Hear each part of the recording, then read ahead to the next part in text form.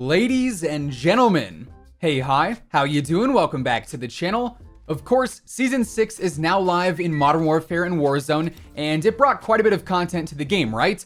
Including some new weapons to use, and it also changed things up a bit when it comes to the weapon tuning as well. Meaning, the previous Season 5 meta for Warzone has been shaken up at least a little bit, so as always, when a new season releases, today we're breaking down the best loadouts to use here in Season 6. So if you enjoy the video at any point, or if you just find it helpful, let me know by dropping a like on it. And of course, if you're new to the channel, we are working towards hitting 600,000 subscribers before Black Ops Cold War releases. So feel free to subscribe to stay up to date with everything going on in the world of Call of Duty.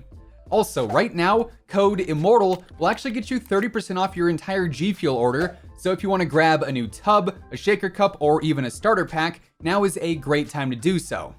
Anyways, when it comes to Warzone here in Season 6, the vast majority of my setups consist of the same perks and the same equipment, so we're just going to go over those once in the first class, that way we can just focus on the remaining weapon setups for all the other loadouts.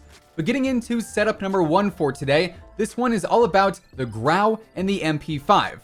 Two weapons that actually have been nerfed multiple times throughout the year at this point, yet here in Season 6, each can definitely still hold their own.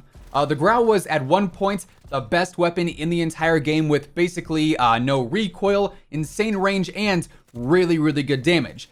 Now, even though its range and control are obviously not what they used to be, it is still an incredibly consistent assault rifle, and it is also very easy to use when it comes down to it.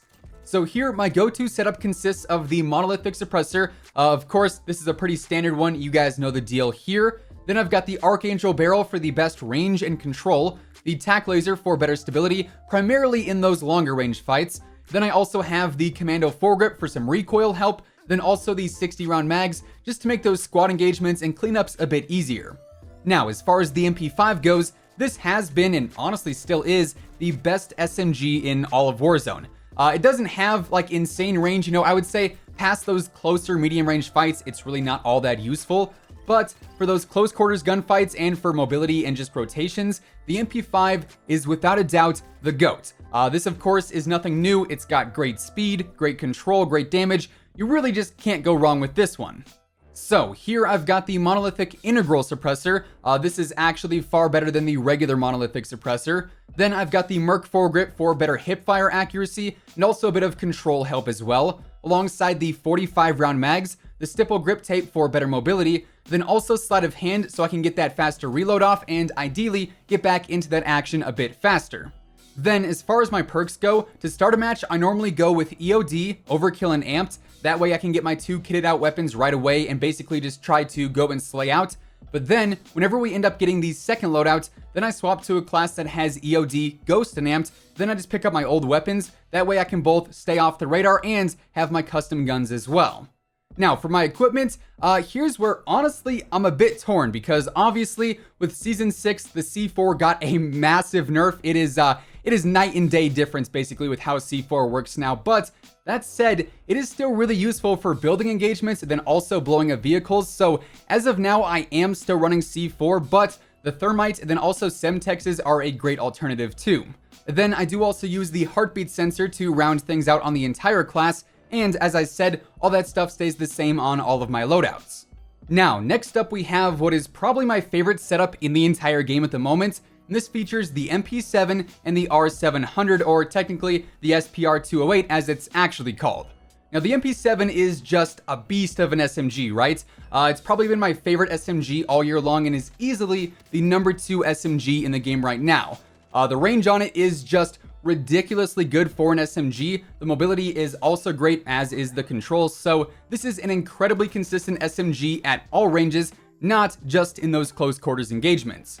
So here I'm running the monolithic suppressor for the same reasons as before, alongside the recon barrel for the best range and control possible. I've also got the tac laser once again, the 60 round mags, then also the Stippy Grippy, the Icon, the stipple grip tape as well. Then when it comes to the R700, good grief. This thing is a spicy meatball, alright folks? As of right now, when I'm recording this, the SPR208 is basically a hit scan sniper essentially, up to I want to say like right around 400 meters. So it is incredibly easy to just go nuts with this thing and knock down enemy after enemy after enemy. Like, I used to think the car was my favorite weapon in Warzone because it was just so satisfying to use, but now that may be the SPR-208 because this thing is just absolutely insane. So right now I am running the monolithic suppressor once more, the SPR 26-inch barrel for the best range, control, and bullet velocity, the TAC laser for stability and mobility, the Solo Zero SPR 28mm optic, yeah, that's a mouthful, and this is basically the sniper scope for the R700. Then finally I have the Lapua mags, hopefully I'm pronouncing that right, and these actually increase the damage and the range, and basically just make it even more of a beast. Now, getting into setup number 3, this one is all about the M4A1 and the Kar 98K. As I said, I love the Kar here in Warzone. It is a beast of a sniper. The one-shot headshots are just so satisfying, and it is also really great for aggressive sniping as well.